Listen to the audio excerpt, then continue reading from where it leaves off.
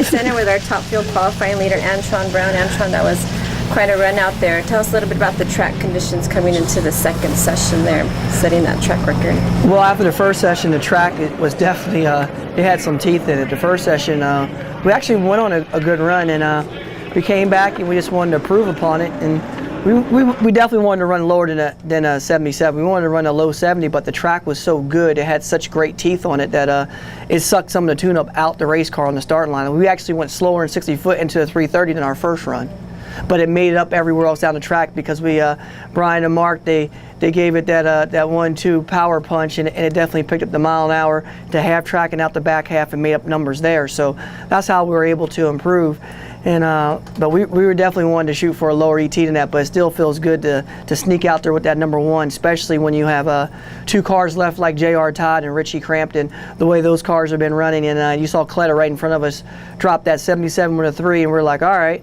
We know if everything went right that we could step up and go quicker than that, but we're like, I'm sure they were shooting for better than a 77 with a 3 also, but that just tells you how great this track here is in New England Speedways, that it was incredible out there, man. It had some teeth, and hopefully we get another session like that tomorrow where we can actually get another lick at it.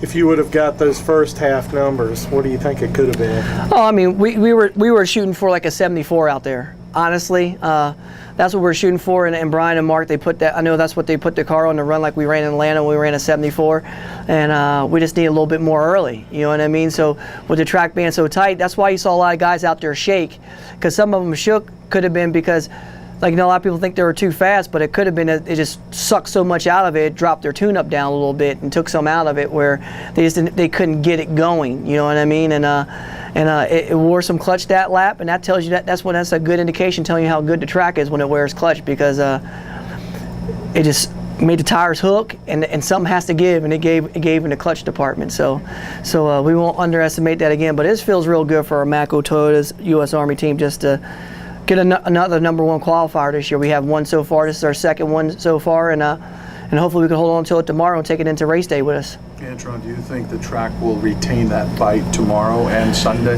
Well, it's very, very possible, because we run earlier tomorrow.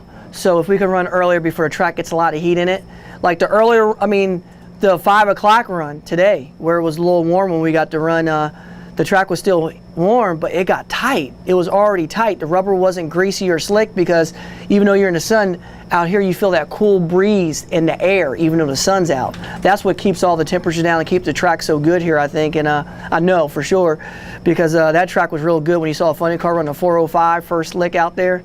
That's pretty sporty, you know what I mean? Then you see Courtney go out there and bust out 323. I think she went faster than all of us in the dragsters did in the funny car. So when a funny car does that, that means it's really, really good out there. So we saw that 98 that Neff did with height, so we were like, all right, it's out there. And I think it got the best of the top fuel cars tonight, where you only saw 77s, because when they run 98s, we should be running low 70s, like 73, 74 range. So the track definitely got the best part of our top fuel cars tonight. But Sunday will be different conditions, no doubt. Well, Sunday, right now, what it looks like on the forecast, I think they're saying like a high of 75 or 76, so it's still going to be cool. And it gets cool here at night, so it makes that rubber get hard and firm. So at 11 a.m. the first round, everybody is going to buckle up, because it'll be a really good run the first round. But as the day goes on and gets hotter, you're gonna have the crew. That's where the crew chiefs earn all their money, where they got to back it up and yield to what the track can hold, and that's when it's going to get tough. But I love our chances in that, because Brian and Mark and all of our Mako boys, they always do pretty good, especially the way it came off how our car ran at the hot track in Bristol last week. So looking real good right now, sporty, and I'm just excited for race day just to get out there and get after it. Questions? Awesome. Thank you, Antron. Thanks. Anytime. Good luck. All right.